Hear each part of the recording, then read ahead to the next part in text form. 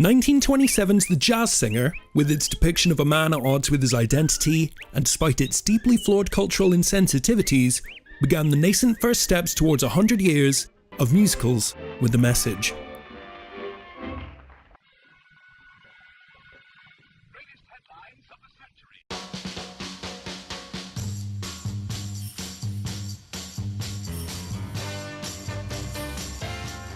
Fast forward half a century, and the socio-political landscape of the United States had shifted dramatically. Wars had been fought, their controversies and casualties leaving the country in opposition with itself. Civil rights and the second wave of feminism continued to challenge the status quo of a patriarchal white America. Debates weren't just being held at dinner tables and town halls. They were marching through the streets, and straight for the silver screen.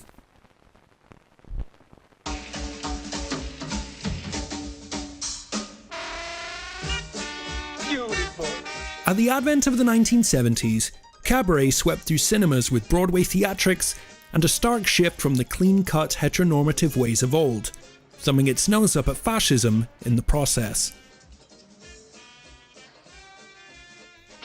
3 years later, the Rocky Horror Picture Show would hold a compact mirror up to the muted sexuality of small-town America, smearing the lens with lipstick and libido as it went. As with so many films of their day, Cabaret and the Rocky Horror Picture Show, well-intentioned though they may be, fell short of something more inclusive, thanks in part to the prevalence of crass stereotypes. Trying to parse out the central politics of Rocky Horror, Jeff Runer, writing for the Houston Press, found the film to be a cartoonish monster rather than an expression of alternative sexuality. With that being said, if you were to take a straw poll of the most sexually divisive films of the 1970s, the tacky musical featuring John Travolta at peak chin wouldn't typically be stoking the fires of gender discussion. But here we are. A film that is at once both deeply misogynistic, whilst simultaneously throwing long-held restrictions of gender out the window. At first glance, Grease doesn't explicitly deal with much of anything beyond typical genre tropes. You know the rest. Now that's the song and dance, but not the story. Dig through the beauty school dropouts and drag races, and you'll find an all-American tug of war between the offensive, don't spoil it, the progressive, and the killer jackets. Part 1. T-Birds and the Bees. For many of us, our relationship with Grease is one of surface-level joys and uncomfortable re-evaluation. From endless debates over our favourite songs and standout performances, to the realisation that this is a film firmly seated on the wrong side of history. A lyric here, a comment there. Yeah, they're only good for one thing. What are you supposed to do with them for the other 23 hours and 45 minutes of the day? This garbage behaviour. Sandy! Oh, Sandy. We're dealing with a chauvinistic enterprise here, and the T-Birds are running the racket. The modest are mocked for their perceived frigidity, and the confident are shrugged off as promiscuous flirtations. While there are notable moments of tenderness, they're often bulldozed by brash interruptions or reflexive bursts of misogyny. These troubling behaviours are often waved away as juvenile posturing in lieu of emotional development. For the sake of fairness, it's important to acknowledge, without condoning, the role peer pressure plays in some of the more tactless moments of the story. Ignorance and inexperience can yield pearls of wisdom, yes, but in these instances of personal growth, women so often end up as collateral damage.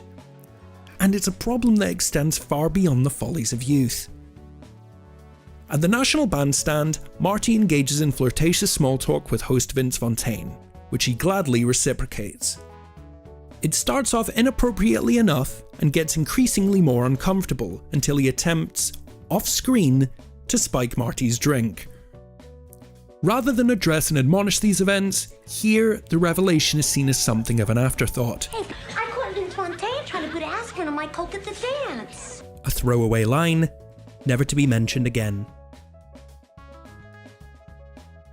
Frankie Avalon's Beauty School Dropout offers its own sour lesson, where the moral of the song appears to be, Frenchie, you're a failure and you should give up on all your dreams.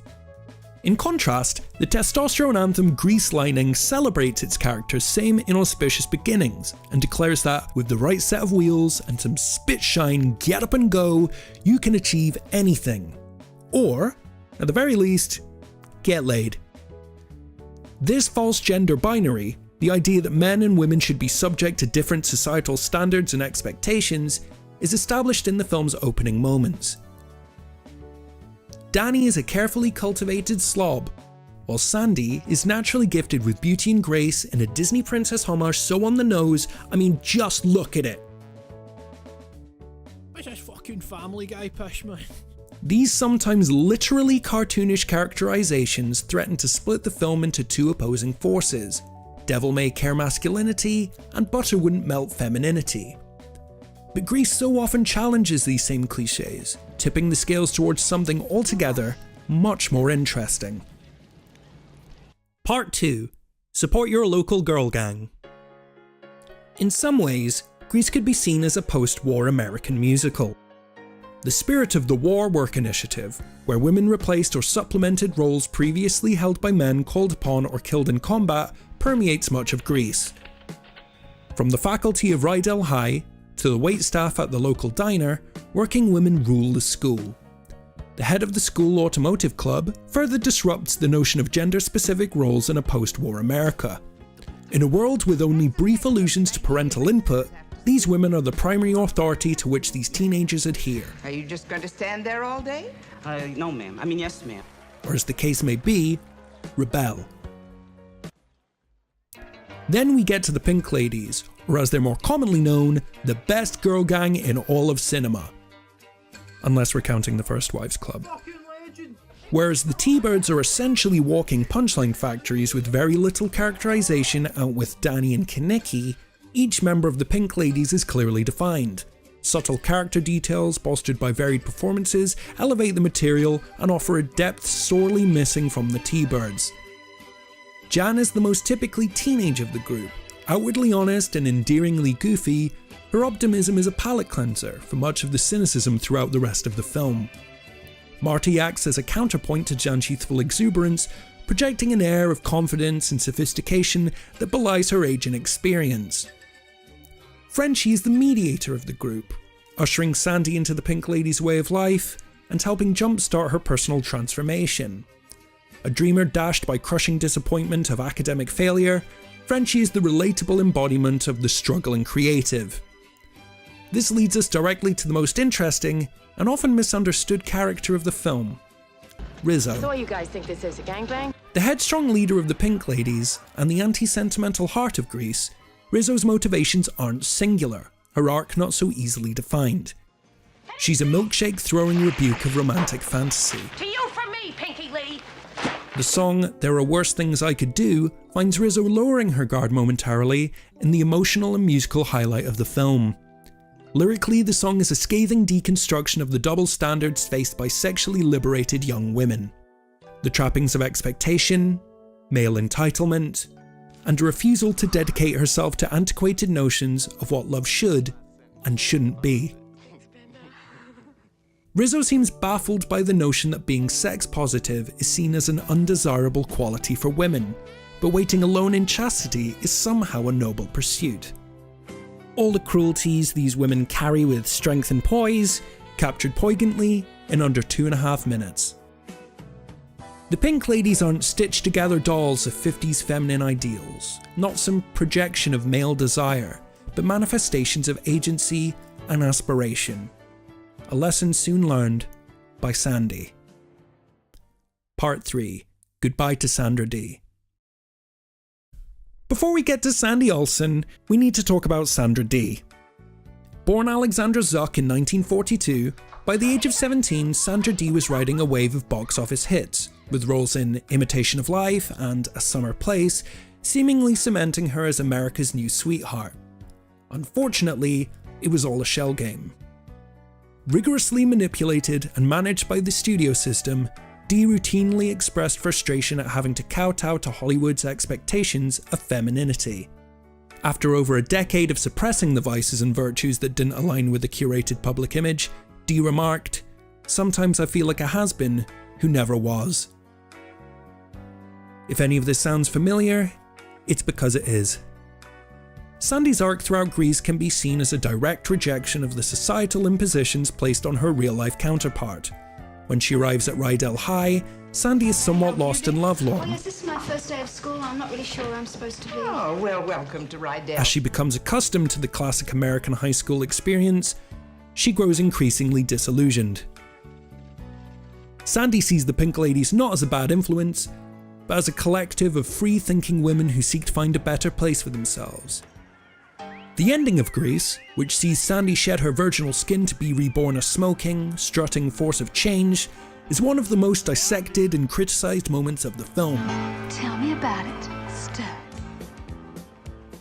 Countless think pieces decry its morality as dubious at best, with the overall message akin to, if a boy doesn't like you for who you are, change. Rather than disregard this very valid school of thought, I'd like to supplement it with a different view, one of empowerment rather than resignation. Writing for the Mary Sue, Teresa Giacchino points out that modern readings of Sandy are quick to judge and not necessarily to understand. Critiquing Sandy's evolution as some sort of surrender to the male gaze is potentially reductive and to denial of her personal progress. Danny is enamoured with Sandy long before her third act transformation, which makes the argument that her aesthetic changes solely for his benefit somewhat contrived. When Sandy sings the reprise of Sandra Dee, she's actively reckoning with all she's learned. Liberated and awakened by the Pink Ladies and her own desires, she bids farewell to an archetype she's now outgrown. Like Rizzo before her, Sandy is embracing her own personal strength. And in the words of philosopher Christopher Pontius, "Is it wrong to be strong?" The significance of this stylistic change, from skirts and summer dresses to leather and high heels, reflects a very real cultural shift of the 1970s, the era into which Grease was originally released. In an article for Michigan Daily, writer Adrian Roberts highlights how women and non-binary persons of the 70s began reappropriating leather, a predominantly masculine fashion of the time, as a public feminist statement. By mixing and matching these totems of greaser culture with more traditionally feminine touches, it was both a celebration of individual freedom and a rejection of how women should and shouldn't be seen. By the end of the film, Sandy and the Pink Ladies' fashion sense is emblematic of this idea, embracing the masculine and feminine as a hybridization of what it means to be a young, progressive adult. Sandy isn't suddenly a less warm, considerate, and hopelessly devoted woman because she decided to throw out her wardrobe. She's still all those things, but she's grown into someone bolder, more confident, and someone who recognizes the significance of a pretty killer jacket.